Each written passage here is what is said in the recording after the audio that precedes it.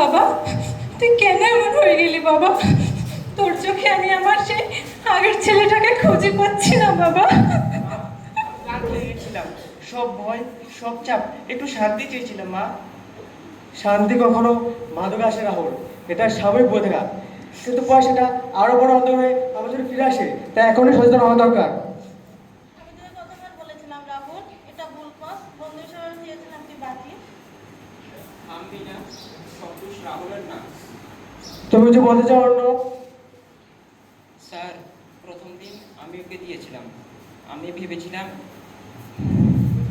ভেবেছিলাম এটা মজা, এটা একটা এক্সপেরিমেন্ট। মজা? একটা মানুষের জীবনের সাথে খেলা মজা? আমি বুঝিনি এটা তো দূরে চলে যাবে। না, সব দোষ অন্যবার না।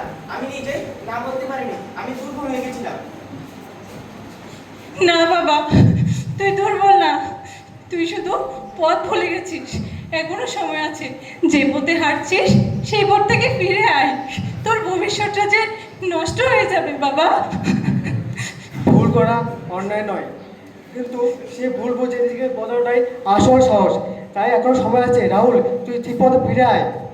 আমি আমি এর অন্ধকারে থাকতে চাই না। আমি আবার সুস্থ জীবনে ফিরতে চাই। আমি আবার আগের মতো হতে চাই। আমি লড়বো।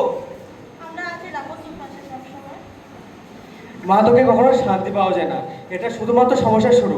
তাই আমাদের দরকার একটা না বলা, যাতে আমরা সুরক্ষিত জীবনযাপন করতে পারি এবং মাদকে একটা না হয়। এবং সমাজকে জানানো দরকার যে মাদক কত ক্ষতিকারক, এবং সে ভালো দিকগুলি দেখানো দরকার, যেগুলির ফলে যারা মাদক আক্রান্ত তারা যাতে সঠিক উপায়ে আবার সে আগের লাইফে ফিরে আসে। তার জন্য কি দরকার? ডক্টর পরামর্শ নেওয়া এবং নিয়মিত ওষুধ গ্রহণ করুন, এবং সেই সুরক্ষিত সুরক্ষিত বার্তা বা সুপরামর্শকারীদের কথা গ্রহণ করে সঠিক পথে চলা। তার ফলে আমরা কী করবো? মাদক থেকে দূরে থাকবো এবং সমাজের সকলকেই আমরা সেই ক্ষতিকর প্রভাব থেকে দূরে দিতে পারবো। তাই সমাজের সকলের জন্য আমার দুটো উপদেশ হলো: সে নো টু ড্রাগস। একটা না বাঁচাতে পারে একটা মানুষের জীবন। ধন্যবাদ।